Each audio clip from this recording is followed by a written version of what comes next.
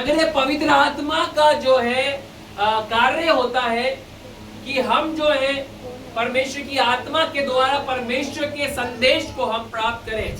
तो एक बार फिर से मेरे साथ निकाले परमेश्वर के वचन से यशायाह नबी की किताब, उसका 53 अध्याय और उसका जो है हम 5वां पद पढ़ेंगे। यशायाह नबी की किताब से उसका 53 हम निकालेंगे और उसका हम जो है 5वां पद हम पढ़ेंगे।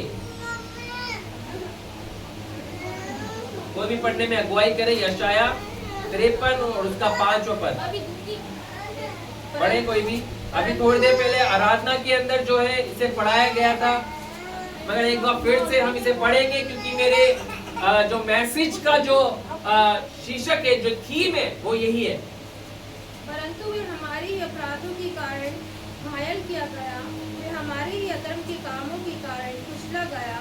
हमारे ही शांति के लिए उस पर ताड़ना पड़ी कि उसके कोड़े खाने से हम लोग चंगे हो जाएं। हम तो सबके सब भेड़ों के समान भटक गए थे, हम में से हर एक ने अपना मार्ग लिया और यहोवा ने हम सबका अधर्म का बोझ उसी पर डाल दिया। अब यहाँ पर हम इस बात को देख सकते हैं कि किस रीति से जो है यीशु मसीह को जो है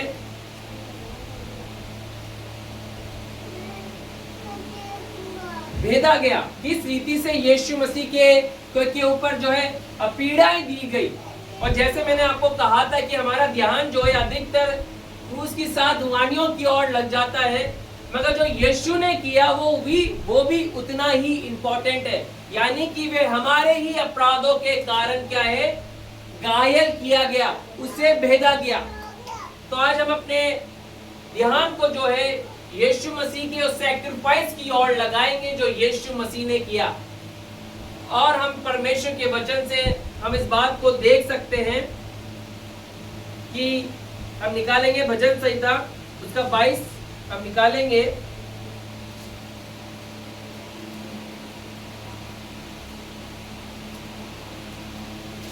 और उसका हम पढ़ेंगे 16 पद से।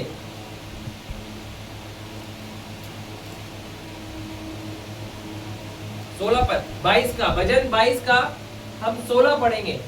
क्योंकि कुत्तों ने मुझे घेर लिया है, कुकर्मियों की मंडली मेरे चारों ओर मुझे घेरे हुए है, वे मेरे हाथ और मेरे पैर छेदते हैं। अब भजनकार यहाँ पर बोल रहे हैं कि उन्होंने मेरे को क्या, अधर्मियों ने, कुकर्मियों ने मुझे, उसकी मंडलियों ने मुझे क्या है, घेर लिया है और वो मेरे क्या है, हाथों को और इसको पैरों को छेदेंगे।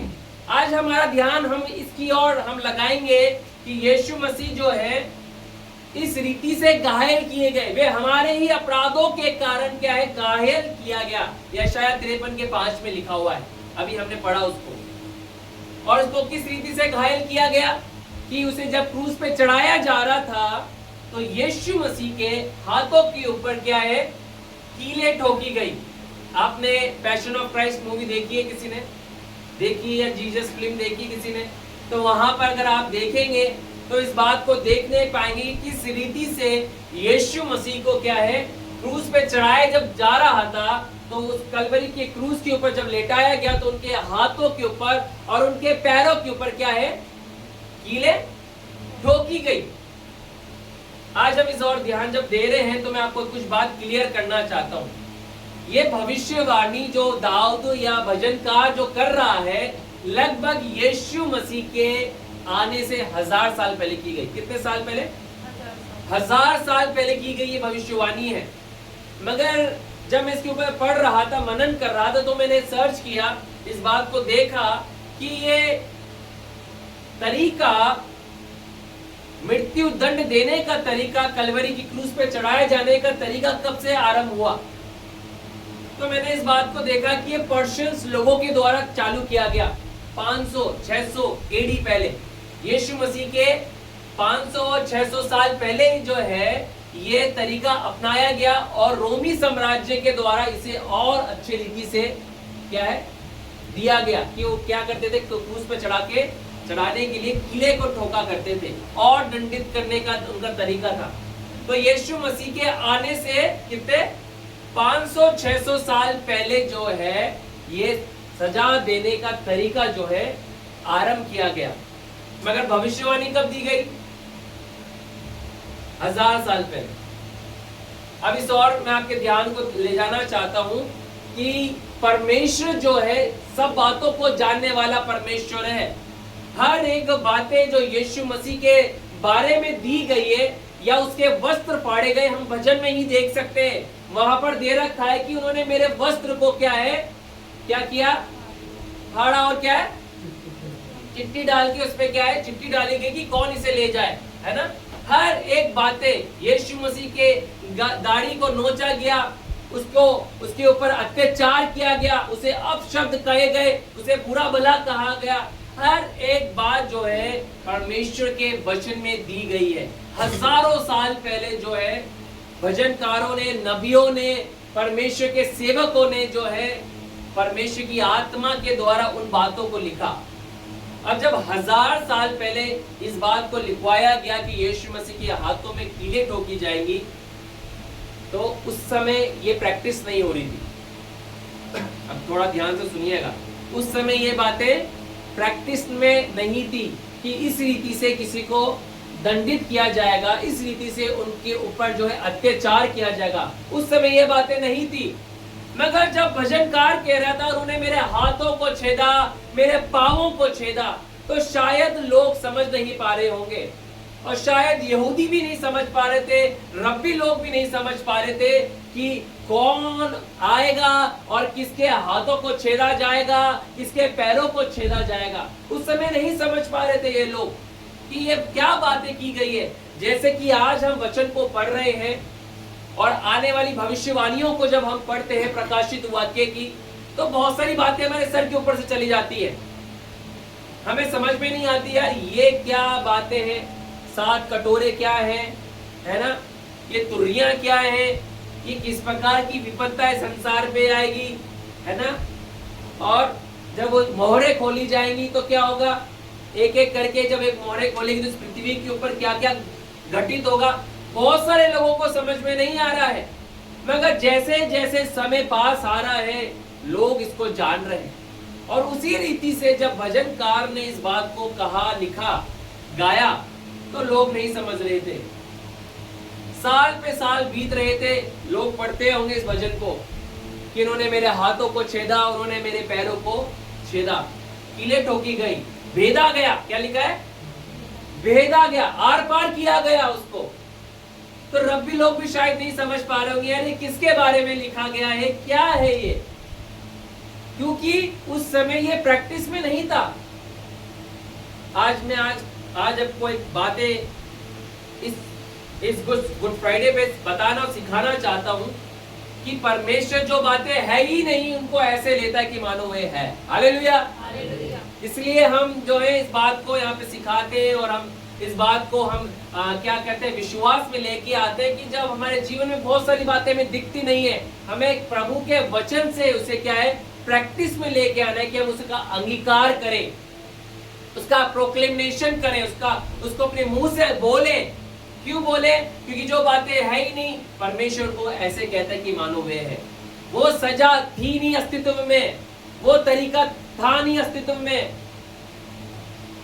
मगर परमेश्वर ने हजारों साल पहले कहलवा दिया था कि मेरा बेटा आएगा, यीशु मसीह आएगा, उद्धार करता आएगा, और उसके हाथों को क्या है, भेदा जाएगा, उसके पैरों को क्या है, भेदा जाएगा। आज भविष्यवाणी को समझाने का एक और तरीका मैं बता रहा हूं। निकाले में से प्रकाशित वाक्य निकाले, उसका 13 का कोई भी 16-17 पढ़े। प्रकाशित वाक्य 13 अध्याय और उसका 16 और 17 पद हम पढ़ेंगे। उसने छोटे बड़े धनी कंगाल स्वतंत्र दास दाहिने हाथ या उनके माथे पर एक एक छाप करा दी कि उसको छोड़ जिस पर छाप अर्थात उस पशु का नाम या उसके नाम का अंग हो, अन्य कोई लेन देन ना कर सके। अब प्रकाशित वाक्य में दिया गया है कि अंत के समय में एक ऐसा समय आएगा कि लोग जो है लेन देन नहीं कर पाएंगे, ट्रांजैक्शन नहीं कर पाएंगे। एक समय आ रहा है ये, और वचन में हजारों साल पहले, कितने साल पहले आपको पता है, लगभग 1900 साल पहले की गई ये भविष्यवाणी है। और हजारों सालों से जब लोग इसको पढ़ रहे हैं, पढ़ते आ रहे हैं, शताब्दी बर शताब्दी, लोग समझ नहीं पा रहे थे कि लेन देन कैसे रोका जाएगा, कैसे रोक सकते हैं लेन देन को। अगर आप कुछ खरीदने जा रहे हैं तो आपको सरकार कैसे रोकेगी? रोक सकती है अभी कि आप लहसुन नहीं ले पाए, प्याज नहीं ले पाए, मटन नहीं ले पाए, हैं, मिठाई नहीं ले पाए, कोई रोक सकता है? आज से 100 साल पहले कोई रोक सकता था है लेन देन को? मगर सरकार जो है, आने वाले समय की बात बता रहा हूं मैं, आने वाले और समय में इसको स्पष्ट जब आप होते हुए देखेंगे ना, तो ये वचन आपको खुलता हुआ नजर आएगा प्रकाशन के साथ। अरे यार, ये तो वचन में दिया गया था, और वास्तव में हमारे समय में ये बात पूरी हो रही है। कैसे हो रही है कि 100-200 साल पहले, लगभग 100-200 साल पहले कोई इस वचन को नहीं समझ पा रहा था, पर हमारे समय में, हमारे युग में इन वचनों को कैसे समझा जा रहा है कि हम देख पा रहे हैं। मैंने एआई से पूछा, हालांकि बहुत, मैंने इसके ऊपर 2020 में बुक लिखी है, बट मैंने फिर भी एआई से पूछा इसके बारे में कि कैसे लेन देन को रोका जाएगा, क्या वो हो सकता है। तो एआई ने मुझे लिख के दिया बड़ी सारी डिटेल, और वो लिख के दी कि है ना, इकोनॉमिक सिस्टम आएगा एक कंट्रोल करने का, है ना, इकोनॉमिकली ग्लोबली एक सिस्टम आएगा जिससे लोगों के ट्रांजैक्शन को रोका जाएगा, यानी डिजिटल युग आएगा। आज फोन पे यूज कर रहे हैं, पेटीएम यूज कर रहे हैं, है ना। आने वाले समय में करेंसी बंद हो जाएगी और डिजिटल युग में हम आ जाएंगे, नोट बंद हो जाएंगे, है ना, और क्या होगा, सब डिजिटल यूज करेंगे। नोट पे पाबंदी नहीं कर सकते लोग कि आपके पास कितने पैसे, सरकार नहीं जान सकती आपने कितने दबा के रखे हैं, है ना, पैसे घर के अंदर। मगर जब वो डिजिटल हो जाएगा तो सरकार ट्रेस कर सकती है पैन कार्ड से, सिस्टम से, हाँ इसके अकाउंट में थे पैसे, है ना, ये पैसा किसको कितना दे रहा है और इसके पास कहाँ से आ रहा है, और जब चाहे वो अकाउंट को फ्रीज कर सकती है। आपने घटनाएं सुनी, पड़ी, खबरें आ रही है आज के समय में कि किसी के अकाउंट को फ्रीज कर दिया गया। अभी यूपी के अंदर एक जन के अकाउंट को फ्रीज कर दिया गया ईद से कुछ दिन पहले। बड़े परेशान हो गए परिवार कि ईद का समय था, मगर क्या हुआ, सरकार ने क्या है, बैंक वालों ने उनके अकाउंट को फ्रीज कर दिया, कुछ लेन देन नहीं कर पाए, खरीद नहीं पाए, बहुत गुस्सा हुआ है, बहुत वाद विवाद हुआ। ये तो एक घटना बता रहा हूँ मैं आपको। तो आज से 200 साल पहले कोई इस बात को नहीं समझ पा रहा था कि लेन देन कैसे रोका जाएगा, मगर आने वाले समय में लेन देन इस रीति से रोका जाएगा कि इकोनॉमिक को कंट्रोल किया जाएगा। धीरे धीरे आप देखेंगे नोट बंद होते चले जाएंगे, और जब नोट बंद होगा ना तो ये वचन याद आएगा, हाँ यार ये वचन में लिखा हुई बातें पूरी हो रही है। नोट बंद हो रहे हैं, डिजिटल युग आ रहा है, आ चुका है, वो सिस्टम ऑलरेडी आ चुका है, वो अलग रूप में, विस्तार रूप में फैलेगा। तो मेरा पढ़वाने का जो तात्पर्य वो ये था कि हम वचन को नहीं समझ पाते हैं, कई बार नहीं समझ पाते, मगर पवित्र आत्मा प्रकाशन के द्वारा हम पे प्रकट करता है कि ये बातें जो है आने वाले समय की दी गई है, और ये इसलिए दी गई है। जब लोग इन भजन संहिता के भजनकारों को जब पढ़ा करते थे तो लोग समझ में नहीं आ रहा था, क्योंकि यहूदियों का जो कल्पना थी राजा के विषय में कि उनका राजा आएगा, राजाओं का राजा आएगा, वो अलग कल्पना थी। वो कैसे ही कह रहे थे कि उनका राजा कैसे आएगा, उन्हें बचाने के लिए आएगा, है ना। इसलिए तो इन्होंने यीशु का तिरस्कार कर दिया। पाम संडे पे हम यहाँ पर नहीं थे, बट पाम संडे का जो मैसेज था, पवित्र आत्मा ने मुझे एक मैसेज दिया कि लोग की पिक्चरें अलग थी, यहूदियों की पिक्चर अलग थी।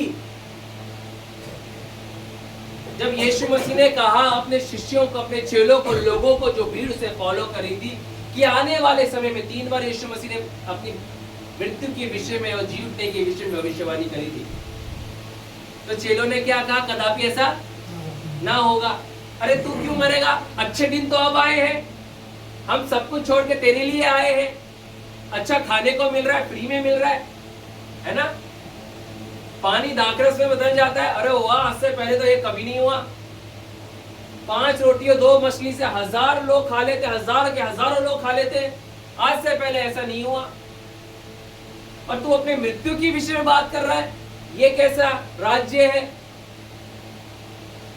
बहुत सारे लोगों ने ठोकर खाई इस बात से, जब यीशु मसीह ने यूहन्ना की इंजील में कहा कि तुम मेरे मांस को खाओगे और मेरे लहू को पियोगे, तो लिखा है कि जब 72 चेले थे, उसमें से क्या है, कितने लोग चले गए, कितने बचे?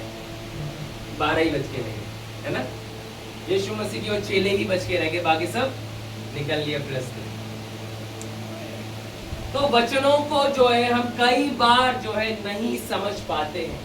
यीशु मसीह के उस बलिदान के विषय में जब कहा गया, हम नहीं समझ पाते कि किस रीति से यीशु मसीह के बलिदान के विषय में दिया गया और क्यों दिया गया, क्या कारण है। और गुड फ्राइडे का संदेश अगर हम यीशु मसीह की बलिदान को बिना समझे चले जाते हैं कलीसिया से आगे यूं ही, तो क्या है, हम उस मौके को गवा देते हैं। मगर प्रभु का धन्यवाद हो कि परमेश्वर ने मौका आज हमारे जीवन में आने दिया कि हम उसके बलिदान को समझे कि यीशु ने क्या किया हमारे लिए, क्यों उसने अपने हाथों के ऊपर कीले टुकवाई, क्यों अपने पैरों पे कीले टुकवाई, क्यों हजारों साल पहले ये भविष्यवाणी कर दी गई जब ये बातें हो ही नहीं रही थी, मगर परमेश्वर पिता ने पहले ही अपने नबियों के द्वारा, अपने दासों के द्वारा कहलवा दिया था। एक ऐसी सजा आएगी, एक ऐसी रीति से सजा दी जाएगी जहां लोगों के हाथों में क्या है, कीले टुकाई जाएगी।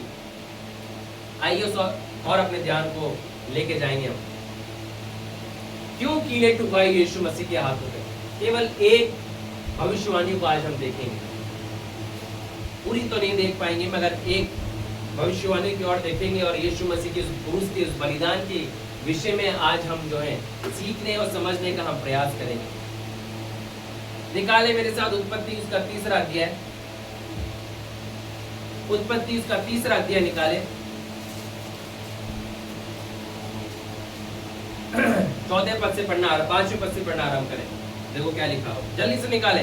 उत्पत्ति उसका 3रा अध्याय और उसका 5वां पद से पढ़ना आरंभ करें। वरन परमेश्वर आप जानते हैं कि जिस दिन तुम उसका फल खाओगे उसी दिन तुम्हारी आंखें खुल जाएगी और तुम भले और बुरे का ज्ञान पाकर परमेश्वर के पुत्र हो जाओगे।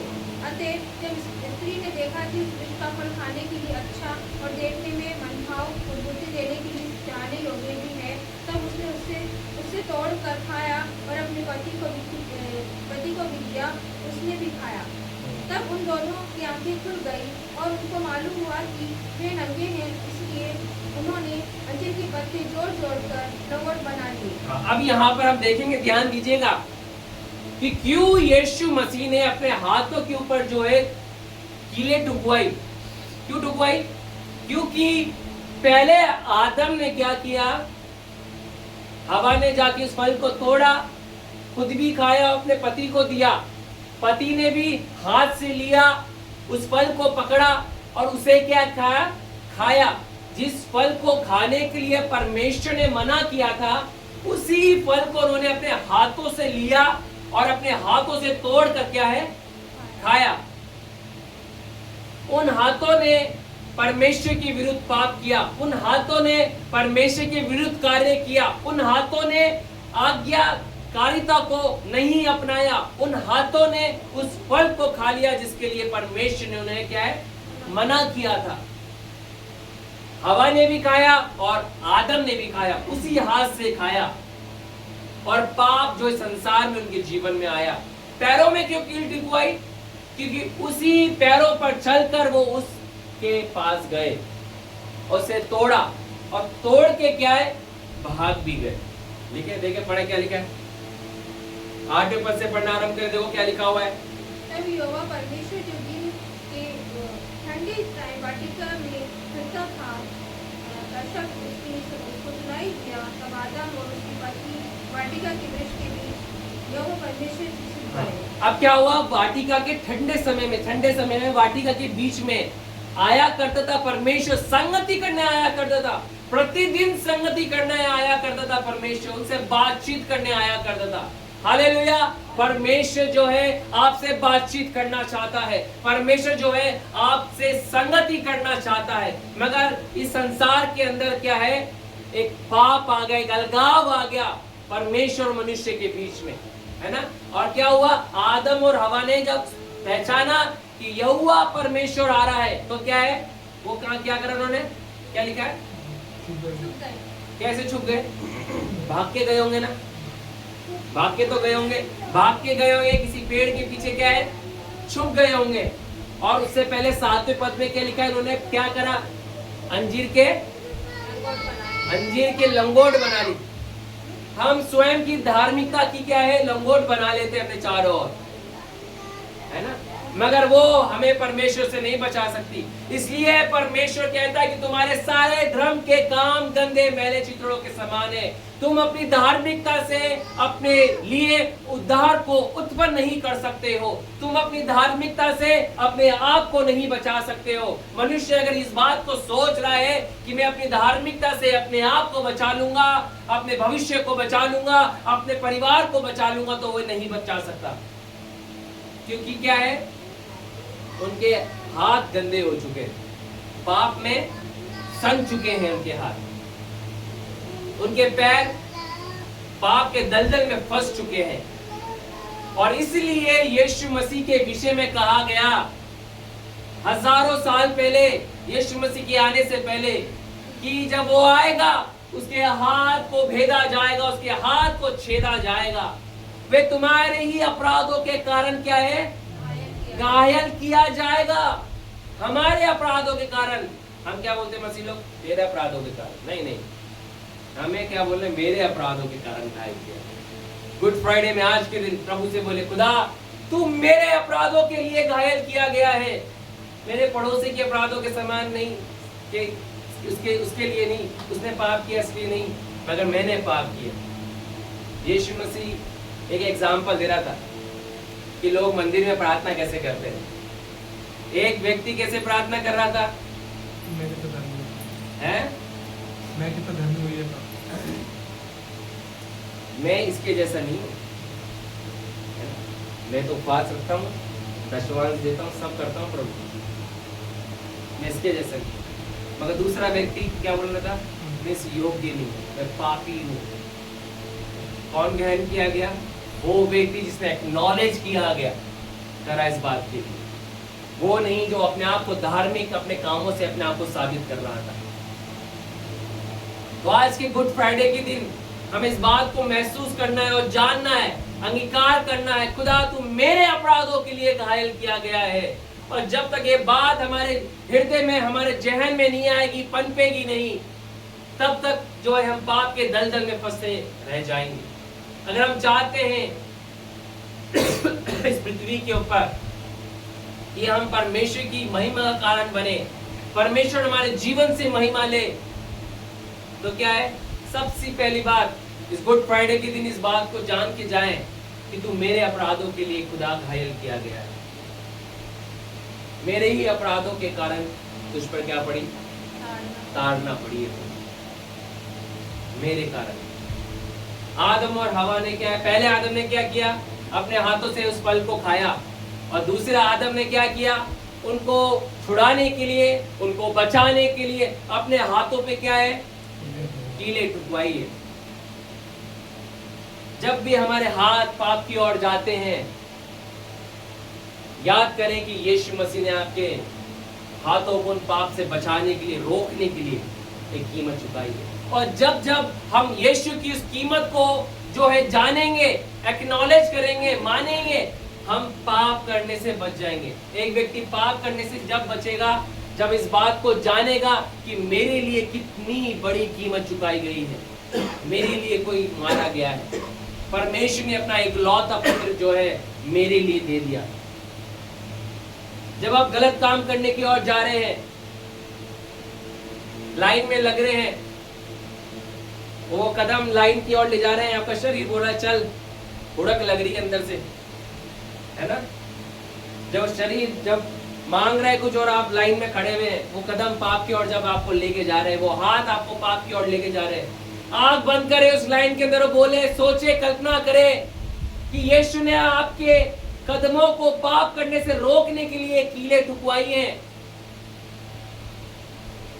वो पाप को पकड़ने के लिए क्या है, उसने अपने हाथों में क्या है, कीले टुकवाइए कि आप उससे आजादी को प्राप्त कर ले।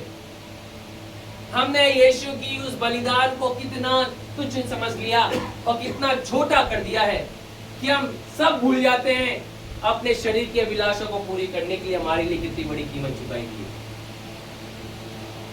और जिन व्यक्तियों ने यीशु की उस क्रूस की कथा को, उसके बलिदान को बहुमूल्य जाना, उन्हीं का जीवन सामर्थी बना है। हालेलुया।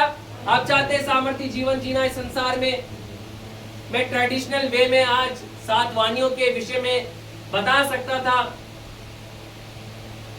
बट मैंने परमेश्वर से मांगा, खुदा हम करेंगे इस बात को भी, हमने करा भी है, बट आज तू एक प्रकाशन दे प्रभु कि जो तूने किया वो क्या किया प्रभु। तूने वो कीले की उस अपने शरीर के ऊपर ली प्रभु, क्यों कहा गया ये सब बात? आपको पता है हर एक चीज लाइन अप हो रही है। प्रभु ऐसे नहीं कह देता अपने वचन। अभी मैंने एग्जांपल दिया है आपको हमारे समय में जो हो रहा है, और आने वाले समय में आप उसे अच्छे से जानेंगे। हमारे जो बच्चे छोटे हैं वो जानेंगे, जो हमें सिखाया जा रहा था जब हम छोटे थे, हम इसको देख रहे हैं और हम भी देखेंगे।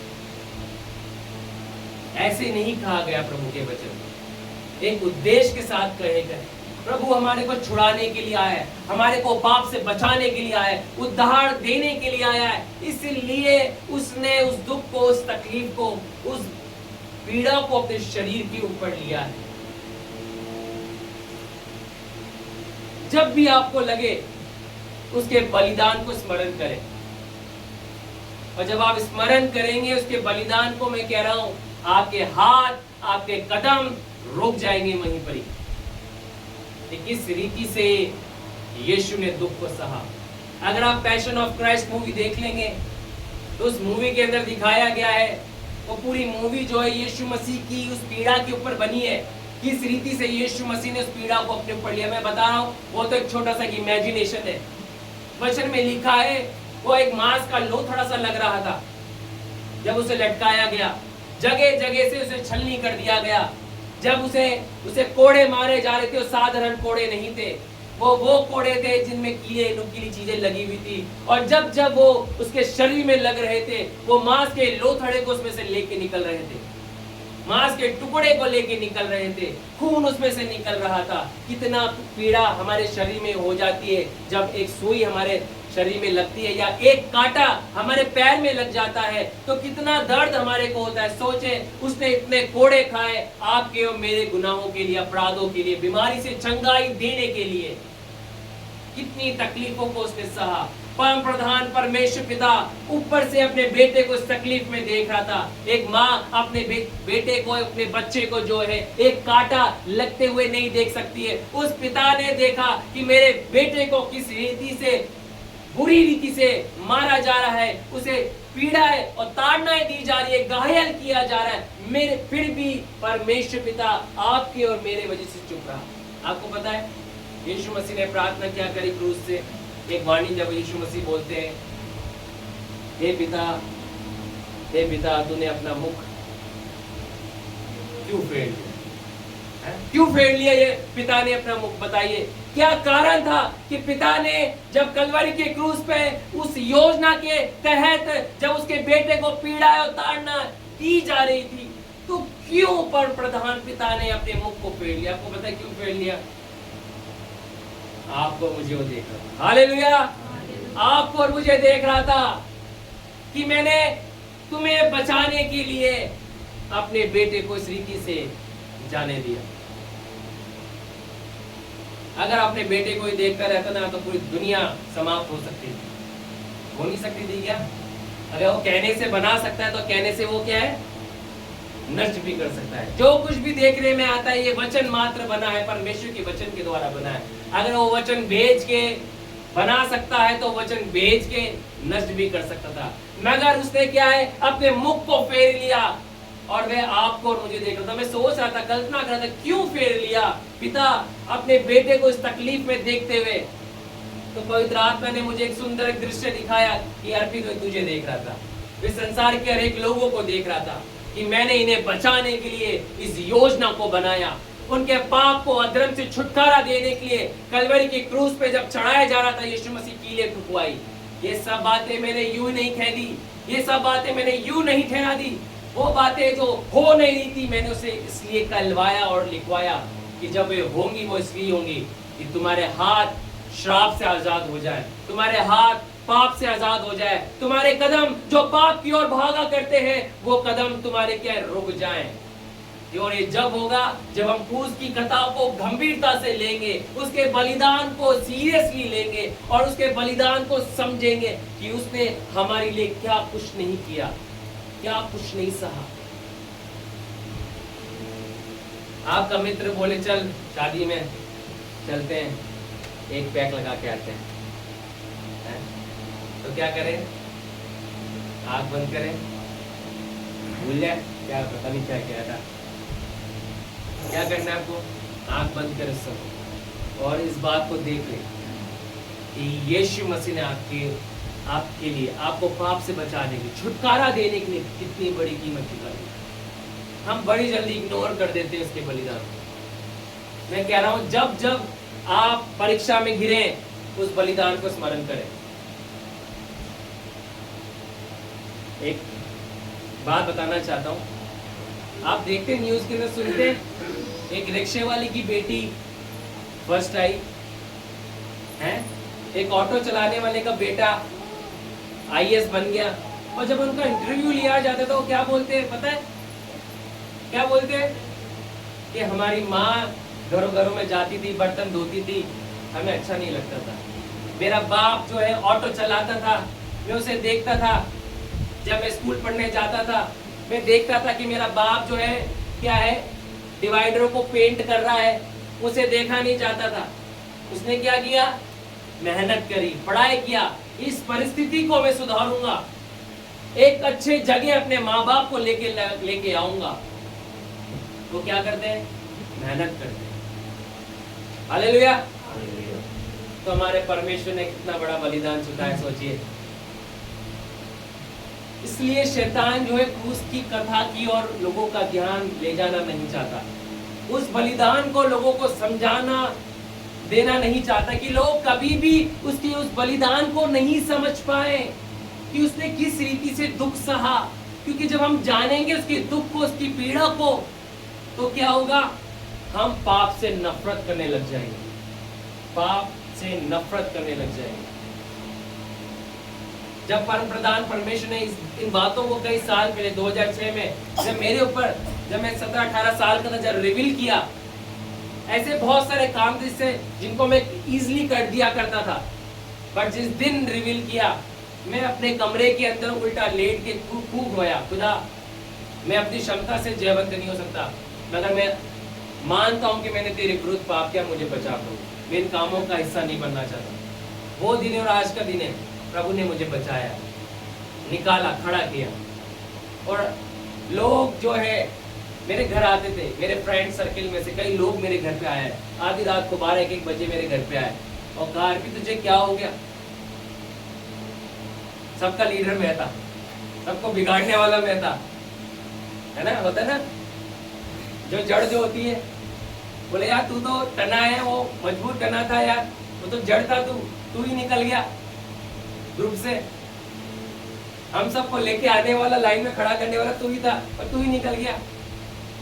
जब परमेश्वर बचाता है तो बहुत सामर्थ्य रूप में बचाता है। जब परमेश्वर अपने बलिदानों को जब हम पे रिवील करता है तो सब कुछ हम भूल जाते हैं। मेरे फ्रेंड्स आज भी मेरे प्रिय हैं, मेरे दोस्त, बट परमेश्वर ने मुझे अनुग्रह दिया कि वो काम जो वो करते हैं, ये संसार के लोग परमेश्वर के विरुद्ध जाके करते हैं, उनसे मैं बचूं।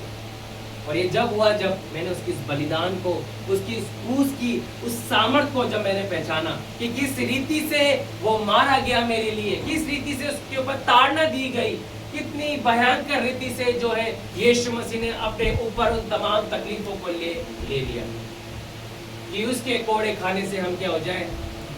चंगे हो जाए। हालेलुया। निकालें प्रकाशित वाक्य 5 अध्याय 10 पद पढ़े कोई भी, देखो।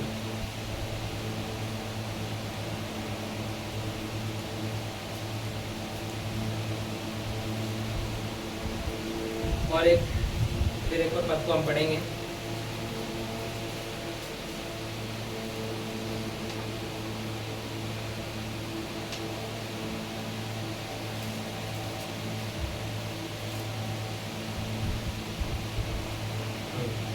पढ़े क्या लिखा है?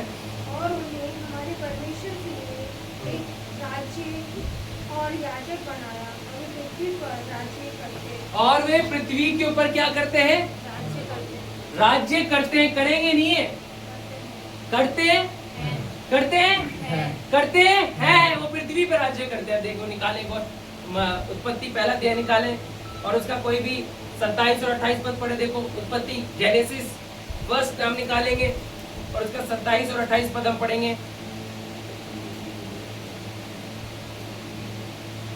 जल्दी से तब निकालें। परमेश्वर ने मनुष्य को अपने स्वरूप के अनुसार उत्पन्न किया। हाँ। अपने ही स्वरूप के अनुसार परमेश्वर ने उसको उत्पन्न किया।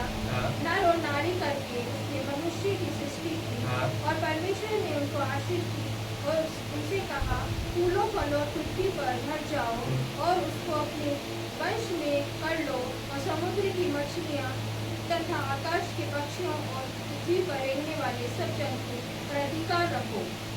अब क्या रखो तुम? इन तमाम बातों को जो मैंने ठहराई है, बनाई है, इनको क्या करो? अपने वश में कर लो, अधिकार रखो इनके ऊपर। मगर क्या हुआ? जब आदम और हवा ने पाप किया तो ये अधिकार उनके पास से चला गया। मगर यीशु मसीह में वो अधिकार हमें फिर से मिल गया। हालेलुया। इसलिए यीशु मसीह ने अपने हाथों के ऊपर क्या है? कीलों को टुकवाया। अपने पैरों के ऊपर जो है कीलों को टुकवाया, इसलिए कि हम जो है पाप की मजदूरी से आजादी को प्राप्त कर ले और हम फिर से जो है उस शासन में, उस अधिकार में अपने जीवन को इस संसार में, इस पृथ्वी के ऊपर क्या है? जीने लग जाएं। We are no more slaves। हम जो है क्या नहीं है? गुलाम की गुलामी में नहीं है, गुलामी के जीवन में जीने के लिए नहीं बुलाए गए। बोले मैं पृथ्वी पे राज्य करने के लिए बुलाया गया हूँ। बोले तो सही, नहीं बुलाए गए क्या? करना नहीं चाहते? करना चाहते हैं? बोले मैं पृथ्वी पे राज्य करने के लिए बुलाया गया हूँ। आमीन, हालेलुया। आपका अंगीकार एक दिन आपको उस जगह लाके खड़ा करेगा। आपका विश्वास आपके अंगीकार में आपको जगह लाके खड़ा करेगा। और इस वचन को आप अपने जीवन में देखेंगे कि आप पृथ्वी पर राज्य करने के लिए बुलाए गए हैं। आप पाप की गुलामी में जीने के लिए नहीं बुलाए गए हैं, परमेश्वर से दूर रहने के लिए नहीं बुलाए गए, मगर आप परमेश्वर से संगति करने के लिए बुलाए गए हैं। और उसके लिए यीशु मसीह ने अपने जीवन की उस कीमत को दिया है, अपने शरीर को उसने तोड़वाया है, उस पीड़ा को उसने सहा है। और गुड फ्राइडे के दिन हम जो है अपने जीवन में उसकी पीड़ा को स्मरण करना ना भूलें, हमेशा स्मरण करें। केवल गुड फ्राइडे के दिन आके स्मरण ना करें कि उसने किस रीति से बलिदान किया था। देखो, कोड़े मारे गए, कलवरी की क्रूस पे चढ़ाया गया। मगर जब हर दिन हम गुड फ्राइडे को के समान अपने जीवन को इस रीति से स्मरण करेंगे कि वो मेरे पापों का अपराधों के कारण घायल किया गया, तब जब हम ईस्टर को सेलिब्रेट करेंगे, मनाएंगे, तो उस मृत्युंजय की सामर्थ्य अपने जीवन को जिएंगे। और ईस्टर के दिन हम इस बात को सीखेंगे, इस बात को सीखने का प्रयास करेंगे कि प्रभु यीशु मसीह जब मुर्दों में से जी उठा, वो मृत्युंजय की सामर्थ्य में जब आ गया और वो मृत्यु से बांध नहीं रख पाई, रोक नहीं पाई, तो किस रीति से आज हम यीशु मसीह में जो है उस सामर्थ्य में जी सकते हैं। वो अधिकार जो आदम ने शैतान को दे दिया था, वो यीशु मसीह ने अपने जी उठने के बाद वो अधिकार ले लिया। हालेलुया। हम उस और ईस्टर के दिन अपने ध्यान को लगाएंगे। आज केवल गुड फ्राइडे में मैंने इस भविष्यवाणी को, इस बात को समझाने का प्रयास किया गया कि यीशु मसीह ने हमारे लिए क्या किया है, क्या बहुमूल्य यीशु मसीह ने किया, वो क्यों बलिदान किया गया, क्यों उसने दुख को सहा, क्यों उसने पीड़ा को सहा, क्यों ये बातें हजारों साल पहले यीशु मसीह के लिए कही गई। वो बातें जो अस्तित्व में नहीं थी, उसे पहले ही कहती। और आपके लिए भी यीशु मसीह ने क्या कहा है? बोले क्या कहा है यीशु मसीह ने आपके लिए? आप सोचेंगे यार मेरे लिए क्या कहा? क्या कहा मेरे लिए? कुछ कहा क्या मेरे लिए? कहा है ना, अभी पढ़ा ना हमने, हम पृथ्वी पे क्या है, राज्य करते राज्य करने के लिए बुलाए गए हैं, राज्य करते हैं। ये मेरे लिए कहा गया, बोलो मेरे लिए कहा गया है, ये मेरे लिए कहा गया है। है ना, ये आपके लिए कहा गया है। परमेश्वर के लोगों के ऊपर जो है दुष्ट का छोड़ा हुआ एक भी तीर नहीं चलेगा। प्रभु के दासों और प्रभु के लोगों की क्या ये विरासत है, क्या विरासत है कि एक भी अंधकार की शक्तियों का छोड़ा हुआ तीर, जादू टोना, विचक्राफ्ट क्या है, आपके ऊपर सफल नहीं हो सकता। हमें कोई टीके की या हमें कोई धागे की जरूरत नहीं है। हमें यीशु के उस सामर्थी लहू की जरूरत है, वो काफी है हमारे को आजादी देने के लिए। मैं तो इथन को सिखाता हूँ, कभी रोड पे कुछ दिखे तो हमें कट के नहीं जाना, एक लात मार के जाना यीशु के नाम से। और मैं मार के दिखाता हूँ उसको, कई बार मैं गाड़ी चढ़ा देता हूँ यीशु के नाम से। कि ये बातें हम पे असर नहीं कर सकती है। क्यों नहीं कर सकती है? इनके ऊपर प्रभु ने हमें प्रभुता करने के लिए बुलाया है। यीशु मसीह ने कहा मत्ती की इंजील में, क्या कहा, तुम्हें किसका अधिकार दिया गया है? दुष्ट की सारी शक्तियों के ऊपर तुम्हें अधिकार दिया गया। दुष्ट की कितनी थोड़ी शक्ति पे, थोड़ी सी सामर्थ्य पे, मगर कितनी सारी शक्तियों के ऊपर तुम्हें अधिकार दिया गया है। हम अपने अधिकार को भूल चुके हैं। मगर जब हम आज गुड फ्राइडे में यीशु के उस बलिदान को स्मरण कर रहे हैं, तो इस बात को जाने कि हमारे को जो है प्रधान ने अपने बेटे को भेज के वो अधिकार हमें वापस से दे दिया। हालेलुया।